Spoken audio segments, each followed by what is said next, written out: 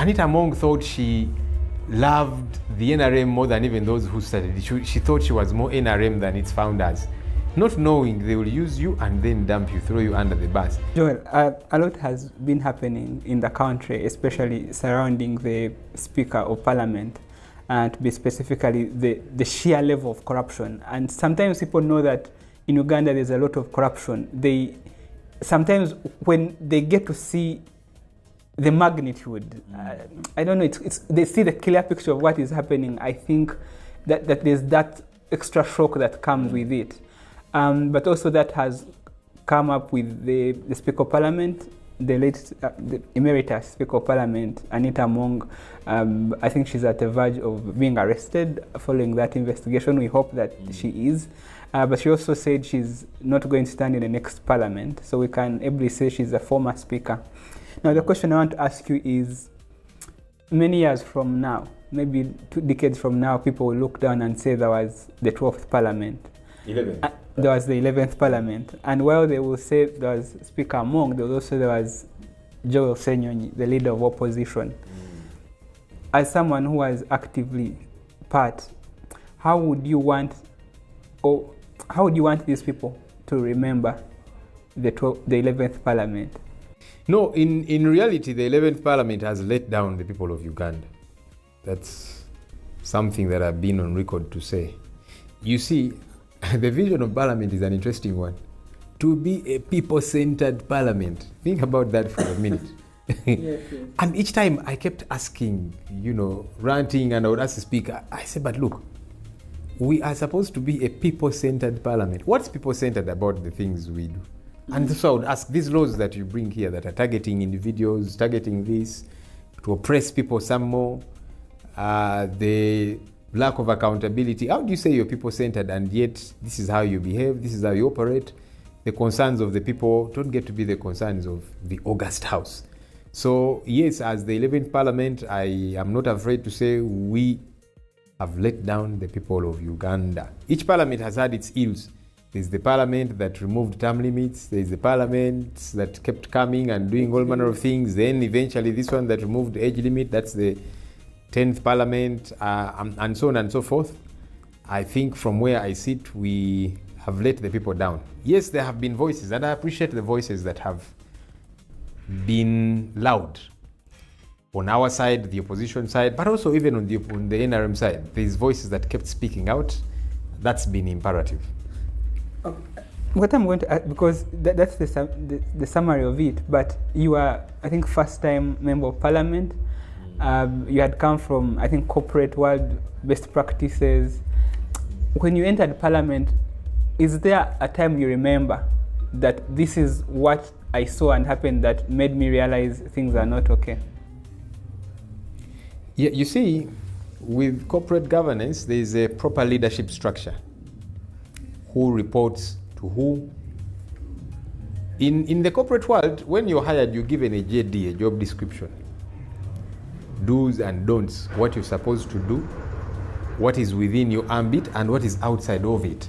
And so your boss cannot require of you to do what is not within your realm of work. And so it's clear what you're supposed to do. So I get to the 11th Parliament and I start off as chairperson of a committee, COSASE. As I begin to do my work, the rules are clear on what the roles of a chairperson are and how we are meant to operate. All of a sudden, the speaker is becoming preponderant. She literally wants to take over the committee. I told her at one point, do you want to become co-chair of the committee? Because as we were investigating different people, the most famous one, of course, was Uganda Airlines, but there's a plethora of entities that we investigated and dug up issues. So some of these people would approach her, and so she would either call or even write. At times she would put on, in writing and say, leave this entity, now keep the media out, now do this. And I said, but can you leave me to operate? Yes, you're the supervisor as speaker, but come in if I am now going outside of the law. But you are telling me now to slow down on this particular entity. Why? Why do you want me to leave them alone? Then in another case, you're saying, keep the media out. One of the fights I had with her at the start, With Uganda Airlines, as we were going hard, she called first, said, no, I think the media should be left out. I asked why. He said it's now all over the place and so on. I said, actually, I thought this should be a good thing that we're exposing the road. So I didn't budge. 2 days later, she wrote, said, now, keep the media out, I'm guiding as head of the institution. I wrote back. I said, I disagree with you because we have been investigating all these other entities with the media present. Now, when we keep the media out for this one, it's as if there's something to hide. And I said, look, the way we operate, sometimes the witness will say, kindly keep the media out for a bit, there's something I want to share in confidence. Who would do that? When we were investigating KCCA, the then head of KCCA, Dorothy Chisaka, at one time she requested and said, there's something I would want to share, but in camera. So we requested the media to step out for an hour or so, and that's allowable, that can happen. But to blanketly say, keep the media away, I said no. So we had that back and forth, and but I kept digging in my heels. I said, I'm the chairperson of the committee. You're my superior, yes, but this is my territory. Allow me to handle it as should be. So those are things that are in corporate governance. The structure is clear, who does what. You know, in the corporate world, my boss would not roughshod over me, even though they were my boss, because the roles were clear. In Parliament, it became a different thing altogether. Do you think that, especially for people outside there who don't know how Parliament operates, would you say that the biggest problem is the structure and how the system is designed to, for example, suffocate people like you who are trying to enforce accountability? Or it also has to do with the individual in charge of Parliament? Let's say now that the problem may not be Parliament or even the government, but it could largely have been about the individual, the character of Anita Among. I think it's both. Why do I say both? For starters, the laws are quite clear, the rules are quite clear. And to a great extent, they might not be the problem. Of course, over time, they keep amending them to fit what they want. They were trying to bring a law to have the law elected. Now they changed the rules, commissioners have to be elected because they were like, we don't want these people to send us another Zake who will disturb us or another whoever and that kind of thing. But why I say both, the 40-year NRM regime and its modus operandi has broken down systems and institutions. They don't function. They don't. And that's why when somebody needs help, they've got to be close to a power center. They've got to have a godfather. Why? Because the institution will not function as properly as it should. So because that's what happens, whether it be with the State House, everybody else speaks a leaf. Yeah, because at State House, if you're an investor, if you're, instead of going through a particular channel, they know you've got to be close to this brother, this relative or friend of the head of state to take you there. So the system will be bypassed. Now, all the others pick a queue.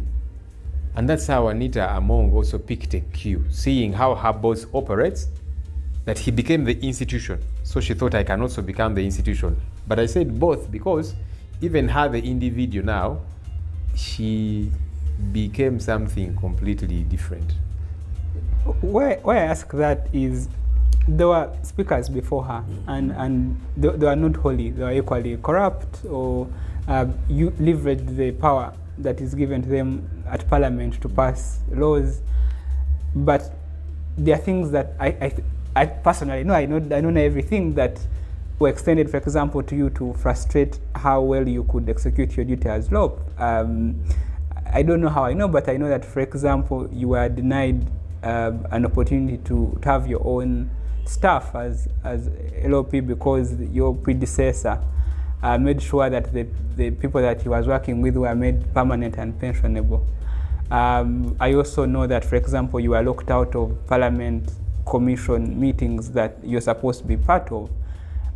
Especially given that Zake had been frustrated and Mpuga remained, and we had no representation there. So you would see that in those instances there was a lot to do with the speaker, but also to your predecessor, Mpuga. And that's why I think that at some point it's also a matter of character. Some level of abuse.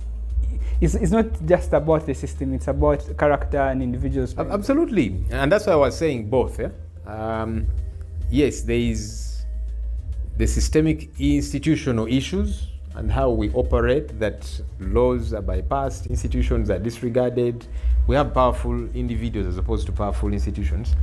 But yes, both, because it also gets to the individual person and their idiosyncrasies. How do they operate? How do they react when they are challenged? You know, I covered as a journalist, because I joined journalism in 2006. So I've seen many speakers come and go. I hope I don't look the part. No. So, I mean, I've seen, and each speaker would have their own challenges and so on. There was a time I saw Kadaga, you know, become livid. But then there's a way she handled it eventually, and they would get to move. You know, I saw Kadaga with all her challenges. You know, how she stood her ground and she challenged her own party.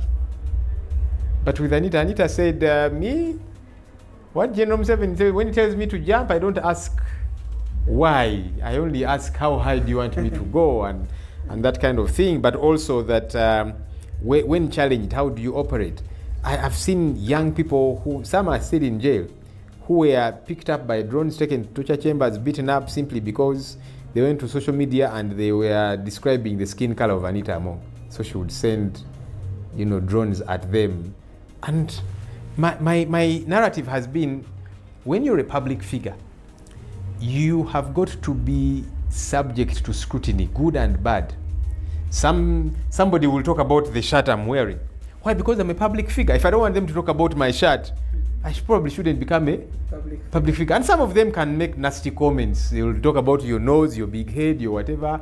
But why should that be a big deal? Especially, you're still in taxpayers' money. So people are angry. Now they will describe your skin color, they will describe the cosmetics you use, and then you get angry. Just do the right thing. So that's the thing, that now some get annoyed and then they will wield a lot of power and want to use it. That now Honorable Zake has offended me. That time I told the speaker, I said, if you are offended, you go to court. The same thing with Namuganza. When members were signing the censure motion against the Honorable Persis Namuganza, I personally refused to sign. That time I was not LOP yet. I was still chairperson of committee, member of the opposition. I said, me as Joel Ssenyonyi, even though I would want to censure all the ministers on the front bench on a good day, I said, this one I will not sign. Why? Because it was a personal fight that, you know, Anita Among was annoyed that Persis Namuganza, I don't know, does not glorify her, put her on a pedestal. I said, I'm not going to get involved in those cat fights. I would want to censure Namuganza because of stolen land in Naguru-Nakawa, which is my constituency. That time she was Minister of State for Lands. I didn't like how she presided over that whole process. They parceled out plots to whoever. I said, that's what I would want to censure this minister for. Not that the speaker is angry with her, because it was that she disrespected the speaker. I said, so how did that happen? It was not clear. This one was just an ego thing. I said no. But you know,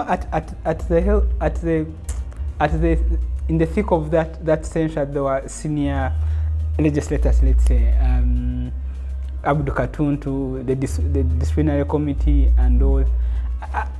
I just want your experience.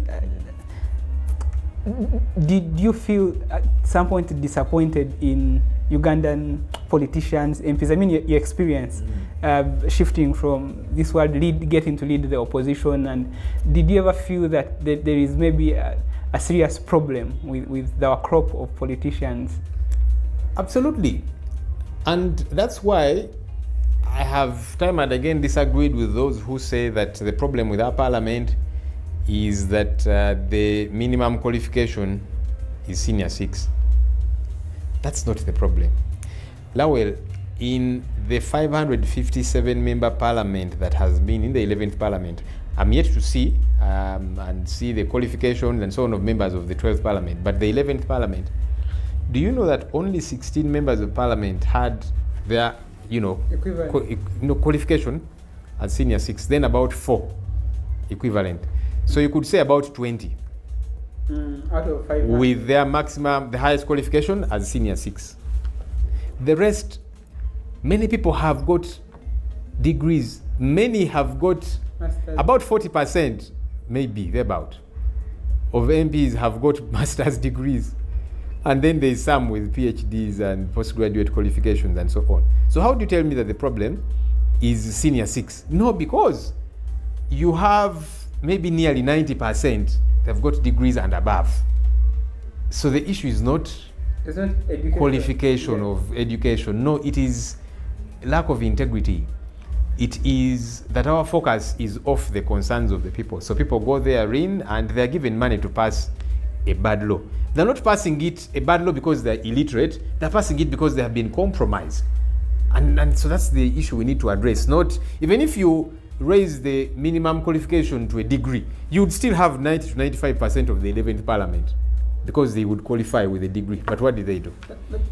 And that's, I think the real question I'm asking is, as somebody used to watch Parliament until I couldn't watch Among. I think the way she conducted business, you know, those clips where you are saying, "Hey Joel, you are a good person. You promise to be nice." My son. One time I told her, but Madam Speaker, exactly. I am not your son. I know my mother. Stop calling me your son. Exactly. Me, I am a member of Parliament. For me, I don't use denigrating word, but the point I make is such person who didn't seem polished and having finesse to persuade. How do you think she was able to get people like Abdul Katut? I'm using him because he used to be maybe like a model MP, but he represents a big batch of would-be respectable legislators. How was she able to get them to do things that, like the censure motion, things that ordinarily they shouldn't get themselves to do if they had some level of ego and class? No, I think is it still about, is it money? Is it?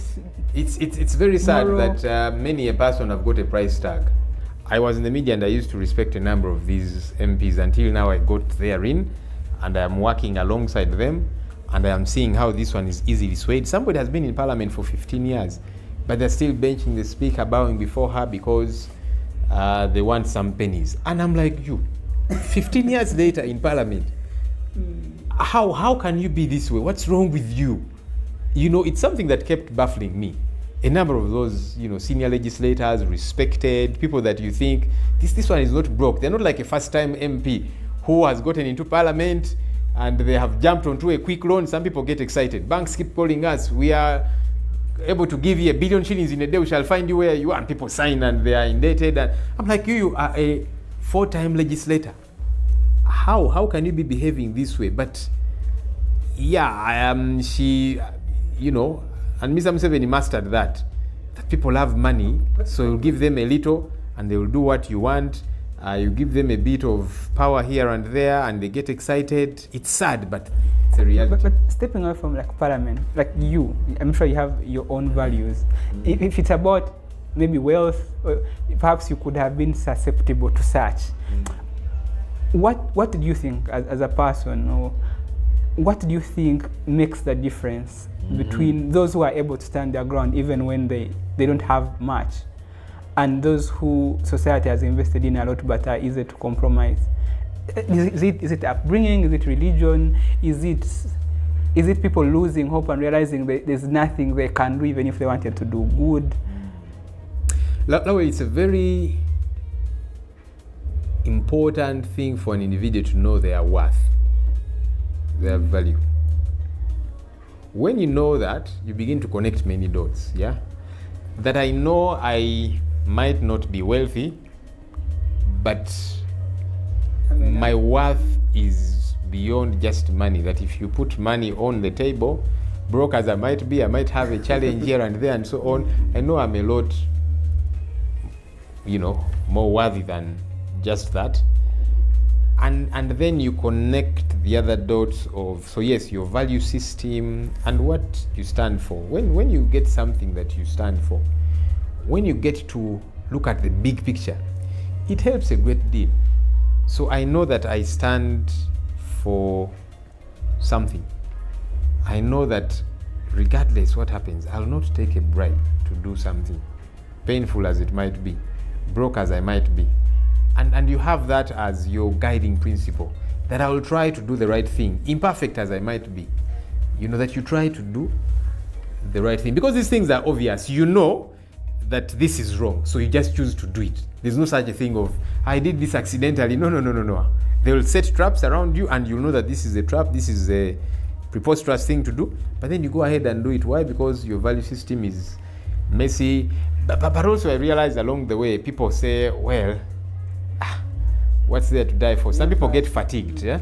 They have been in the opposition for donkey's years. They have fought Museveni, and they realize, hey, the man has refused to go away. Let me just join him. So they give up, and they shake off their entire value system and what they stood for. And they say, hey, I'm going to die before I become a minister. Even when there's not money that is an issue or whatever, but some self-actualization, they say, let me become a minister of state or an RBC or whatever. So when you combine the limitations that were imposed, for example, by the speaker using her powers, the patronage, and then also the character of the MPs, including the ones, some of whom you are leading, that were acquiescing with the state. In the execution of your work, did you at any point feel frustrated, overwhelmed, feel tested, and rethink, or you remained resilient entirely? It happened a lot, but the more reason to keep going. But almost every day was such a challenge, because you are going to fight with someone who has got total disregard for the rules, for the law, and so on. It's different when you are flexing with somebody who is playing fair. They'll go by the rules of the book.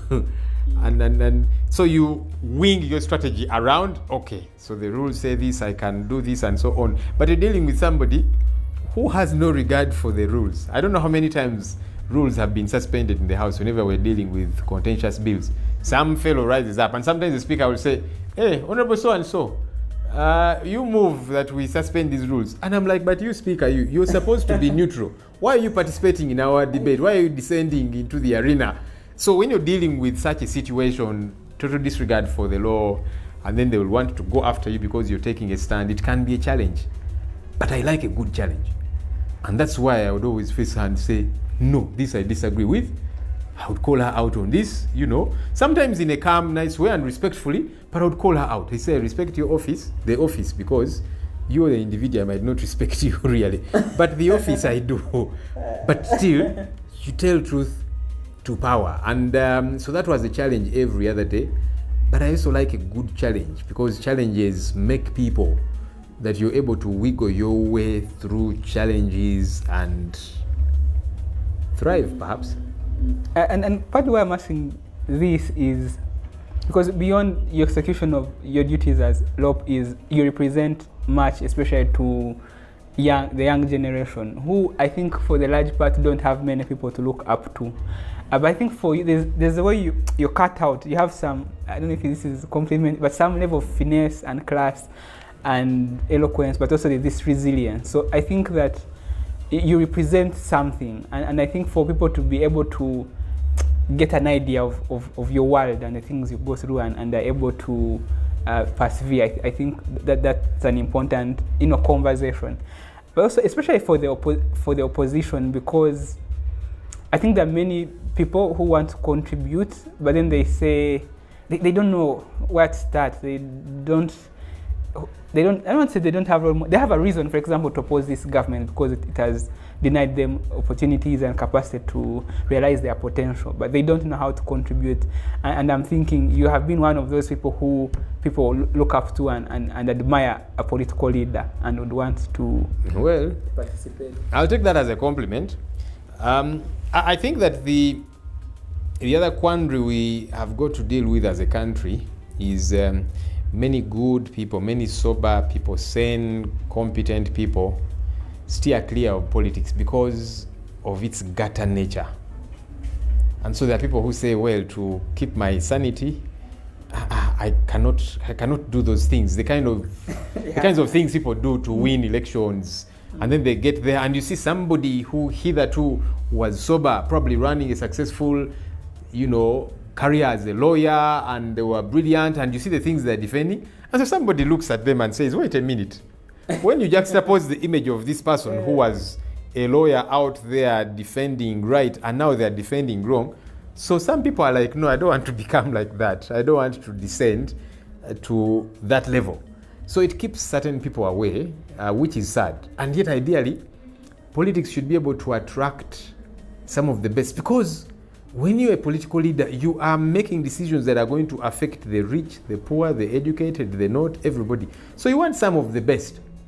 But as Mr. Museveni said, it was, I think, a by-election in, was it Kayunga or one of those? He said, you send me these people as long as they remember to wake up and vote. So for him, he wants the worst. He will use them to do what he wants to do, which is a very sad thing. That's why you have people who, they don't have a conscience, they don't have a value system, so they will do what it is that they are told or what it is that they are paid for. And it has got such a huge ripple effect on the public. So we need to address that. We need to make politics a bit attractive to sober people. People want to make a contribution and not the gutter that we see it today. I guess there's a silver line in every cloud. For example, the March to Parliament, the Parliament exhibition first, which you were greatly involved in, I think it went a long way in getting many young people interested. Because recently I saw a comment where someone said, some young entrepreneur, he was saying, the timeline is full of politics. When is this going to end so that we can get back to our interesting things? And then a lot of people really told him that your business depends on the politics. And you, So I wanted to ask if you're still interested, you would gladly accept to be leader of opposition at 12th Parliament, but I will skip that. Do you think that if the viewer sees you have asked anyway, yeah. You have skipped it, Okay. If you were leader of opposition, for example, in the 12th Parliament, with the change in the leader that has been, do you think that maybe things will be better at Parliament? You'll be able to whip and your MPs and perform better? And I ask this, I don't want you to answer as a spokesperson, but I know that some opposition MPs... I can answer as former lawyer. Okay. Yes, that some opposition MPs really were also compromised and they were hobnobbing with the person or the speaker. Absolutely. And maybe I think that somehow it makes it difficult for you to be able to whip them to do what they're supposed to do. Do you think maybe things will be better for the next LOP? I don't know whether there will be any better for whoever will be occupying the office that I have been occupying. And why I say that is there is no clear signs to the contrary to show that things will be a lot better. Of course, yeah, as somebody has said, I saw somebody on social media saying, I don't think there can be anyone worse than Anita. So give us anyone. I actually think so. Because she had gotten really to that level. But regardless, whoever gets to occupy the position of speaker needs to know that they are there at the behest of the citizenry, not at the behest of an individual. The NRM now, as it looks, is fronting the Honorable Jacob Oboth. Senior lawyer, well schooled in the law, he knows his stuff. And he's a kind of person, when you interact with him a bit, you see somebody who is sober. I've had an interaction with him. And you see somebody who is concerned and who means well. But then again, you remember the both who was chair legal committee, age limit, and all of these different things, and you're like, so when the rubber hits the road, when it matters, how will he behave? But here is the more instructive issue. I get concerned that for a person who is competent and qualified like him, he is coming through because one Muhoozi Kainerugaba said, I have appointed both speaker. And so people are rallying around him because of that. That's problematic. Will he say no to a call from Muhoozi Kainerugaba tomorrow and say, I want this done? Because this is somebody who is competent, he's been in parliament for quite a while, he knows the law, he knows the rules, and like I've said, when you interact with him, you see somebody who is a bit modest and balanced and who wants things to, run well. But now that you get into office, because an individual said, I have endorsed this one, and everybody falls in line. So when that individual who endorsed you calls you and they want you to do certain things, will you say no? I don't know. And that's why, as NUP, we have floated a candidate. We are saying we want to offer an alternative. And some people have said, but you don't have the numbers, so you're just, accompanying the other ones. And I said, look, as leader of the opposition, we have always produced alternative ministerial policy statements, an alternative budget, even when we know it will not carry the day.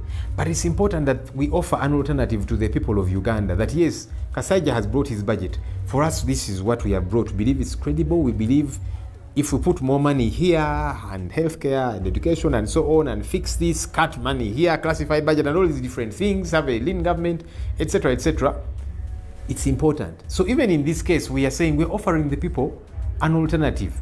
A speaker who will follow the law, a speaker who will respect the entire house, a speaker who will not be there for self-aggrandizement. And so we're offering an alternative, even when we have got limited numbers. And it's good for people to see an alternative. Yeah, but yeah, I think we cannot, at least for us in the opposition or other citizens can always know we could potentially do better as a country. There's something to rephrase. It's not enough now to criticize and say this speaker is bad or this is bad. You offer an alternative, and that's what we are doing.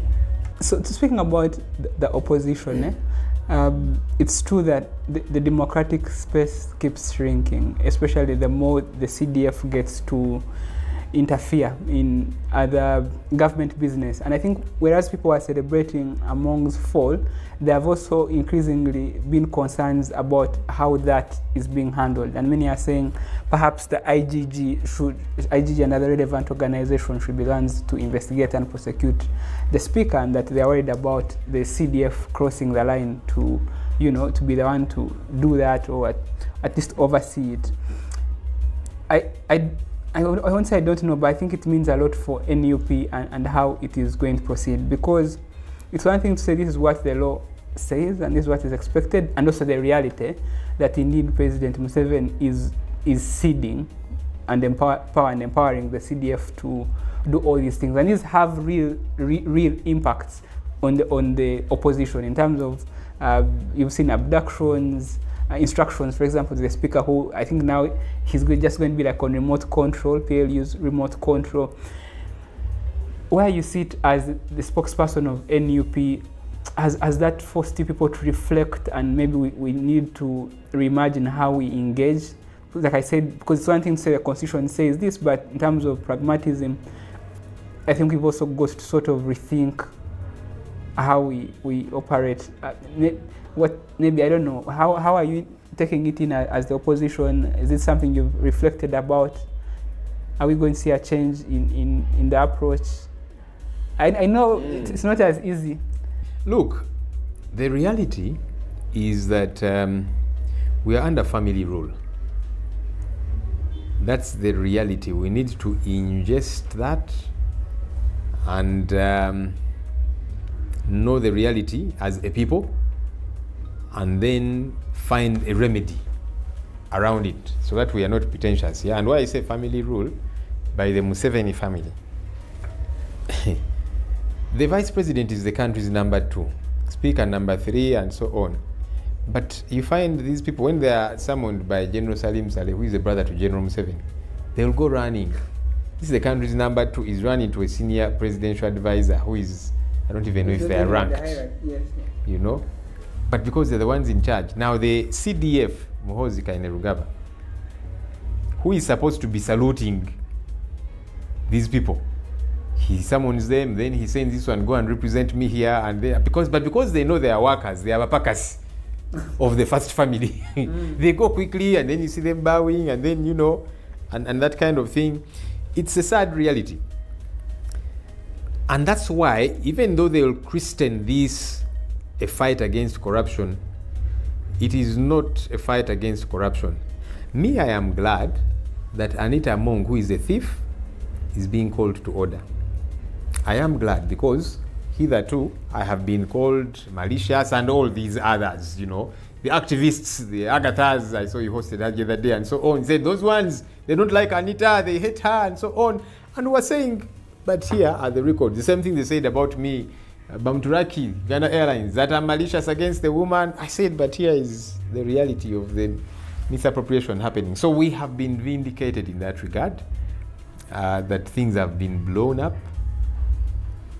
But now, for this to appear like a real fight against corruption, it should be the Inspectorate of Government carrying out the prosecution and investigation, not the army, not the CDF. That's outside of his ambit, completely. And also, why are institutions led to operate?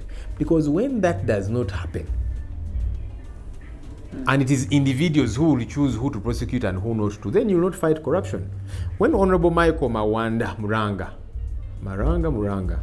was arrested and he was now being prosecuted, he saw Muhoozi tweeting and saying, "Daddy, why are you arresting my friend, the Honorable Mawanda?" And, a short while ago he was released, and that's how the case died. Now, Mawanda was ignored because he's a friend to the CDF. How can this same CDF, who was crying and saying, "Leave my friend," say he's now fighting corruption? Institutions should be operational. If it is individuals, they'll go after some and not others. They were at Shankwanzi, the NRM folks, and Mr. Museveni said, these Sinamu Jews and, yes, they stole billions, but I forgave them. Meanwhile, the matters were in court, but that's where it ended. How can now the same General Museveni say he's fighting corruption? How does he choose who to prosecute and who not to? It goes without saying that very, and if it's a retreat, he gave, I think, each MP lots of money. But so that was, it's become all too common. Some of the fights we're having in Parliament during the Coffee Bill, UPDF Amendment Bill, they gave 100 million shillings. You remember the 40? So the same person who is dishing out money to MPs to do what he wants, he's saying that he's now fighting corruption. General Museveni, he told the IGG then, don't go after these corrupt people too hard, otherwise they'll take their loot elsewhere. At least they are now keeping it around, so leave them. And the same person is saying he's fighting corruption. Mabati theft. Vice President stole Mabati. Speaker, Prime Minister, and so on. All of those, they took iron sheets made for Karamoja. Only Agnes Nandutu is in jail. Agnes Nandutu is a former colleague who are in the newsroom together. I am glad she has been locked up because she became a thief. But she's not the only thief. Can we see all these other thieves arrested? So similarly with Anita Among, me, I am glad that this thief is being called to order. But she's not the only thief. She had the cartel she was operating with. Can we see all of those being called to order? Then you can convince us this is a fight against corruption. But also that should be done by institutions, not an individual who can choose to forgive this one and prosecute the other. But also, there's a genuine concern.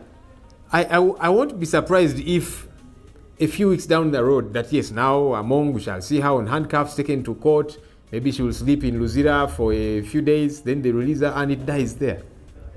We have seen that happen for too many others, and so they will excite the public that this person who has hitherto been hated by majority Ugandans, now we are dealing with her. People will get excited, then they will see her in the dock, then they will see her in that yellow uniform in Luzira, and they'll get excited, and she gets released, and it dies there. That's not the fight against corruption. Let's go the long haul. So, I don't know about the next parliament, but you have been the leader of opposition. So, for example, we've had boycotts, especially when there are either unpopular laws that are being passed. I think there's also the issue of political prisoners, but also there's also the other alternative of saying no, stick to parliament and make your position known. And I think what I'm insisting on is, I don't think there's going to be a point where we have the numbers that match NRM, but I also don't think there's going to be a point where we are able to persuade them. Because sometimes, you want reason to thrive. And not because, not that they can't be persuaded, but they never have their heads over, the brains that never belong to them, they are always under instruction. So it's not possible that in terms of debate we'll be able to persuade them, to change their positions. From your experience and maybe moving forward, do you think, what do we do? Your evaluation, do you think getting out has been effective? Yeah. Because there's also been that, especially I think opposition, I saw at some point Jonathan Odu saying, no, I want to stay and make my point clear. But they've also seen, I think you and the general opposition saying we can't be part of this. Look, there is, I'll call it a toolbox. that if it's a toolbox that we have, it's got several tools therein. Sometimes you'll pull out a spanner, another time you'll pull out a pair of pliers, another time you'll pull out something else as need arises. And it's important to operate that way, so that it's not always predictable that you'll always walk out, or whenever you're outnumbered, or whenever you're angry, or sometimes we have walked out. I believe in walkouts. It's a statement to say, I am making it clear I don't agree with what's happening, I don't want to be party to it. That's okay. But other times we have said we are going to stick therein. During the debate on the UPDF amendment bill, you remember people on social media were saying, Ssenyonyi, take the members out, don't go to parliament, and some even called me names. I said, people, relax, I know what I'm doing. I told colleagues, we are going to the house, we are not going to boycott. Let's go and push back and make our stand clear. So we got therein. I told the speaker, can we follow the law? You've not given this bill adequate time. And I thought, by the way, that Anita Mongo on that day would forgive this narrative. I like to say that even a dead clock is correct twice a day. I thought that day she would say, okay, look, let's pause this, let's give it more time for stakeholders and so on. But clearly she didn't. I said, now you want to break the law, I will not escort you in doing so. Other times we said we shall stick therein, like the sovereignty bill. I said we are going to stay therein and challenge these people. We shall use the rules. We shall make our case hard and clear. So that day, I said we are not going to boycott, so that we don't become predictable. So that day we stayed therein. We made our case clear. We did filibustering. Filibustering is a legislative term where you get to use the law to take them in circles, delay this, push for this, and so on. So we used the rules. I said, so Speaker, you have said the ayes have it. The rules allow 40 members to stand and challenge the Speaker's ruling. I told colleagues, let's stand. We were 40, let's go out, we should take another. But we made our case and our stand very clear. On that day, we didn't boycott. So it is okay to keep using different tools that are in the toolbox. Today, you might pull out the walking out tool. Another time, pull out the sticking therein and you stay and all of that. So that we also don't become predictable. That day, for example, they thought we would walk out. I said, we are not going to walk out. We are here. So you keep using what you have. A lot of things happen in this country. There's one scandal, one event after another, but this corruption still happens at the backdrop of a rigged, violent election. That I think, of course, I wouldn't say it's bad for our history, because that has been our history from independence. So it's maybe the only regret is that we never learned any lessons, or at least those in government never learned any lessons. But the effect of that is that many people are demotivated. If you had voter apathy, I think it's going to be worse moving forward. Even I think also on the side of activists, change-seeking forces, a sense of hopelessness and vulnerability. Do you think that from then and even what's happening at Parliament, do you see any source of hope, things that we can cling on to say, it's possible? I've talked to someone, for example, who says this Among thing, it doesn't matter who has done it, but I think Ugandans should know that it's possible for anything to happen. Where I see it, of course, with a lot of information, tabs and others updating us, you get used to the fact that Among going to be speaker. But 2-3 weeks ago, it was not seen to be possible to imagine that it would wake up and Anita is not the Speaker of Parliament. Maybe, I don't know if we want to exaggerate that to like feed ourselves on steroids of hope, but are there things that you see and you know that we can't give up and that it's still possible and that we need to push, that it gets tougher maybe before it gets better? Nelson Mandela once said, a quote that I love very much. He once said, it always seems impossible until it's done. For me, that's part of my driving energy. Because now some days are terrible. Sometimes you wake up and you've got to go to Parliament and you're thinking, Sometimes I sit up till late through the night, as we prepare these alternative ministry policy statements and alternative budgets and so on. My wife normally teases me and says, but you need to be given a degree out of this thing. Because many times you're up late reading this, what? Forget the courses that I do, because I study at any time. I'm studying something. Even now I'm back to school. So forget that. But the parliament work, and then she's like, hey, you put a lot of energy into this. And I'm like, yes, if something is worth doing, it's worth doing right. Even when I know it might not carry the day and so on. But the driving energy for me is that a day of reckoning comes. Who knew that the once powerful, ruthless, disregarding of the law Anita Annette Among would become what she is today? Never mind how it's happening and so on. But also, yes, how it is happening. Because some of these people, they all of a sudden, Anita Among thought she loved the NRM more than even those who started it. She thought she was more NRM than its founders. Not knowing they will use you and then dump you, throw you under the bus. There is a plethora of examples to use for that. So, yeah, at times because of what happens to us as a citizenry, people become despondent. They become lethargic. They don't want to, whether it be elections and so on. But it's important to keep hope alive, to keep pressing on every step of the way. The Mandelas, those guys suffered with apartheid for donkey's years, but they stayed the course until eventually they attained victory. Yes, there are still challenges in South Africa, but, not like it was in the apartheid times. Slave trade back then in Europe and the West. And people kept pressing on. And that's what we have got to do. Tough as it might be, we've got to keep pressing on. We've got to keep going.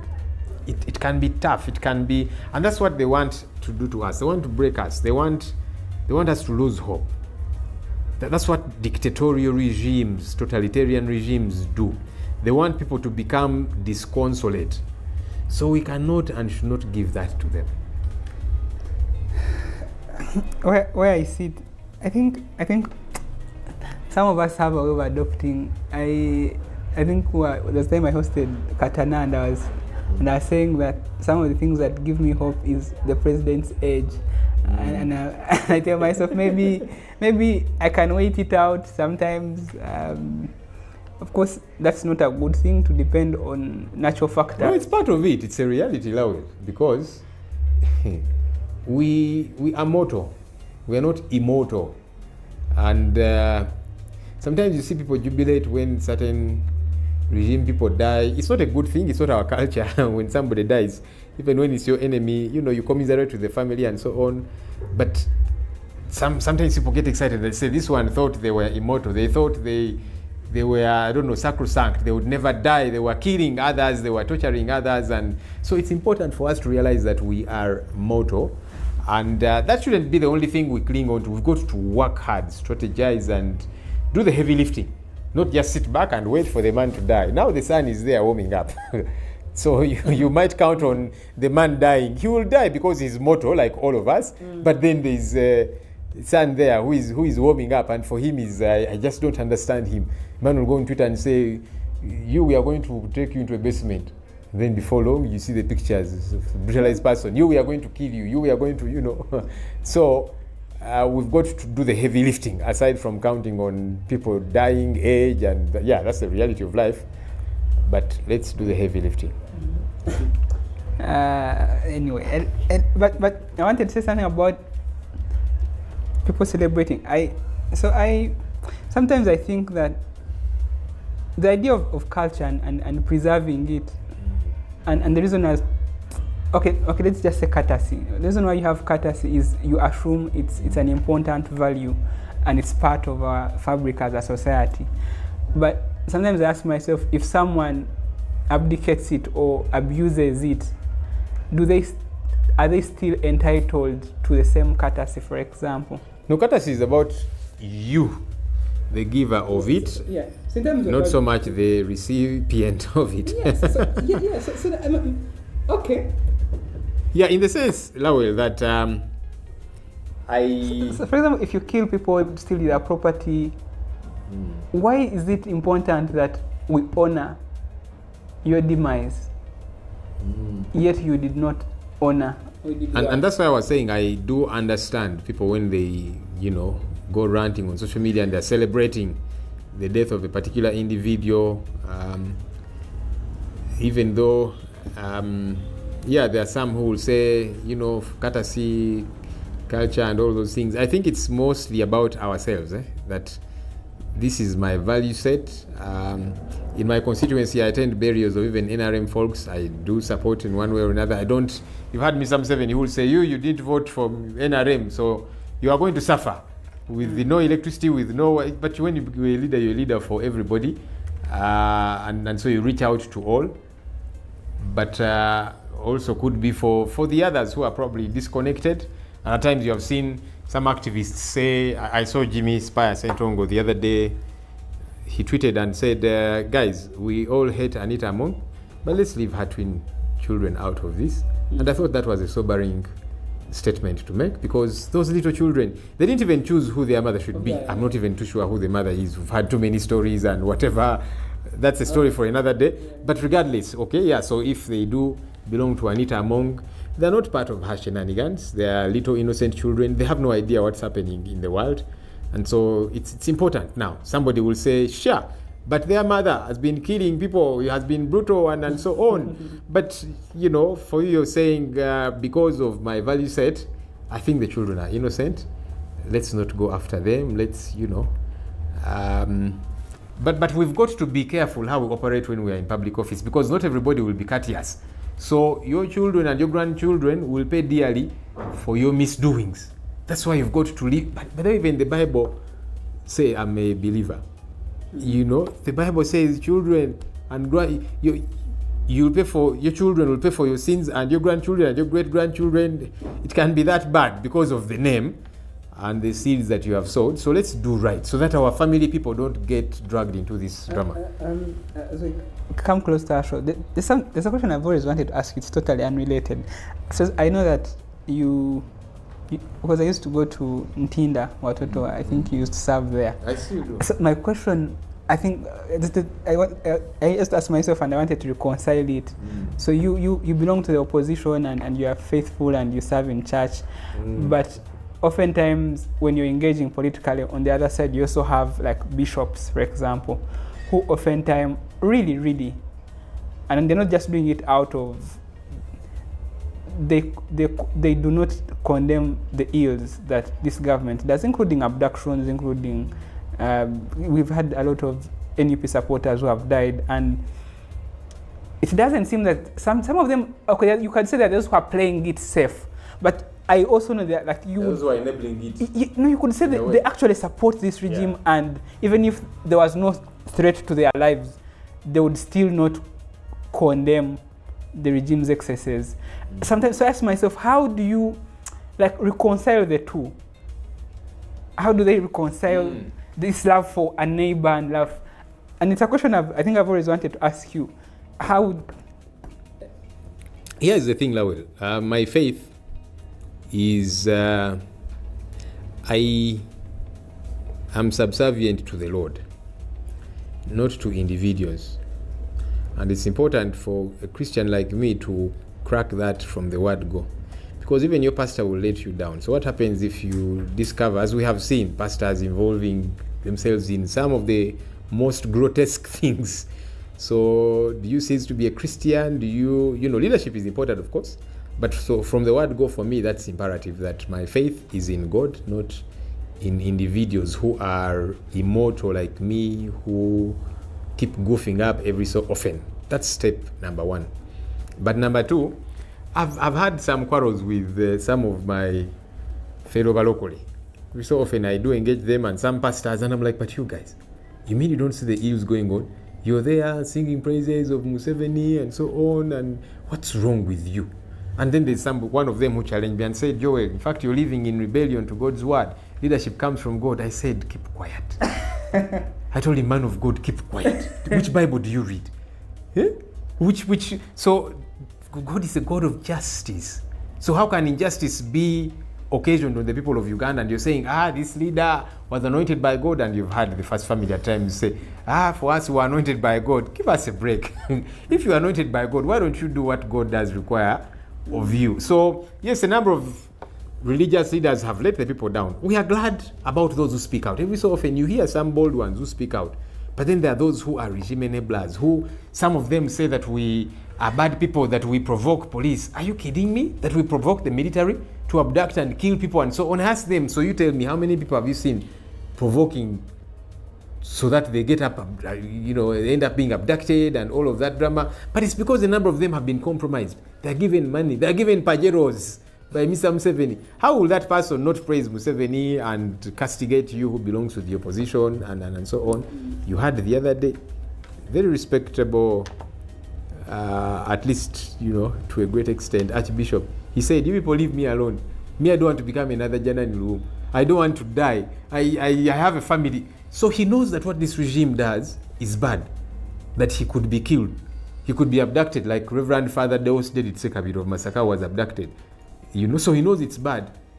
And they all know it is bad. But then many times they'll keep quiet. Then when they are called to go and pray and Thanksgiving, Mr. Museveni has won. But the election was a brutal election, a rigged election. People died. And so you're going to give thanks to God for what exactly? There you are. Yeah, I asked that for myself though. So maybe as we conclude, that as this whole corruption saga has been ongoing, I think NUP tactfully had said, you first, so you first did yourself, and then yesterday we saw the endorsement of the party flag bearer for speakership. Maybe you could tell our audience a little about that and how the campaign is going to go, and also maybe as you conclude, tell us about maybe the state of the party, what's going, what's yeah. So like I said, we decided that we shall offer an alternative. It's not enough to say this is a bad speaker. Let's offer a credible alternative. It's not enough to say this government policy is bad, this is bad. That's why we're always offering alternative policy statements, alternative budget, even when it might not pass, but we are telling the country here is a credible alternative. We point them to a particular direction. So even this time round, we said, let's offer an alternative. What kind of speaker do we want? A speaker who respects the rule of law, who respects colleagues, who, doesn't get livid when they're challenged, and with the speaker with the value system. So we said, let's offer that alternative. And so yes, we are reaching out to colleagues from the other parties, and even to some folks in the NRM. We're telling them, guys, some of you have been crying quietly.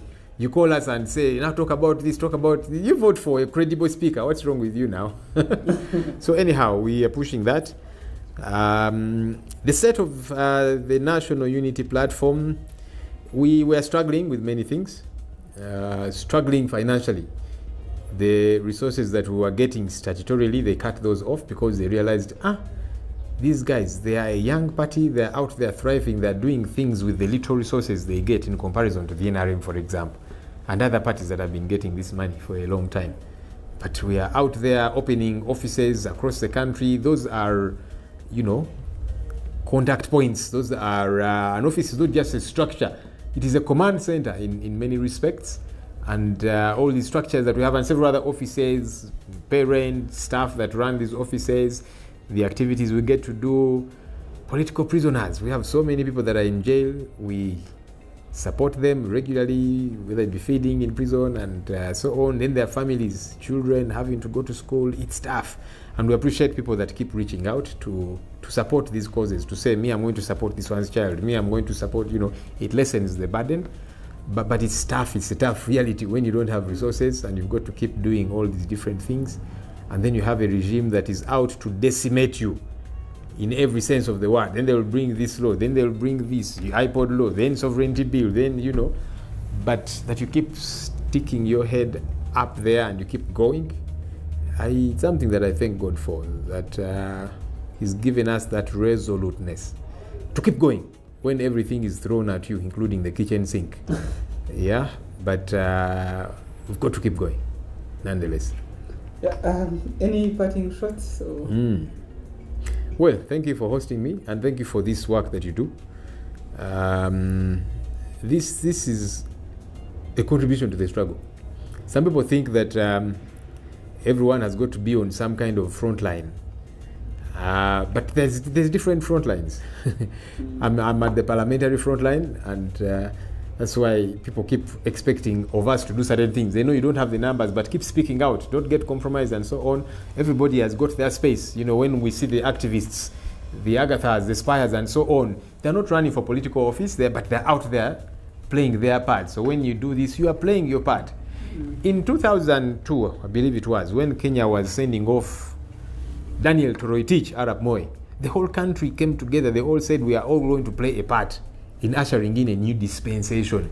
Everybody, politicians, religious leaders, activists, and so on. That's what we need to do as a people. Not everybody will be in parliament. Not everybody will be in council. Not everybody will host a podcast like podcast like you're doing. But everybody has some part they can play. So let's all play our part. I'm glad you're playing yours. You know, I was at functions today and yesterday, and they were calling me Lop. I told them, you people, you didn't see me hand over office. I think part of that is that maybe we are not used to... Yeah, to people handing over to, you know, especially because... So I called Parliament shortly before I went for swearing in, the clerk's office and the technical people. I said, you people, I've not seen any communication from your office on how we are meant to hand over, because there should be some clear procedure. And so if I'm meant to just notify us when somebody is meant to hand over, you hand over now to the technical persons, clerk or town clerk, if it's a district and that kind of thing, as they get set to receive whoever will come. So I said, I've not gotten any communication. I saw pictures of you handing over the cars, and it was... People talked about it on X, like it is... My impression is that that's what is supposed to happen. Yes. And that's what I was insisting on when they didn't seem to have a clear answer, because they had not planned for it. I guess because the speaker and deputy speaker had not handed over, and they didn't look like they wanted to hand over. So now I think it became difficult for them to, but me, I said, well, I am coming to hand over, because after I swear in, I'm now in the 12th parliament. So but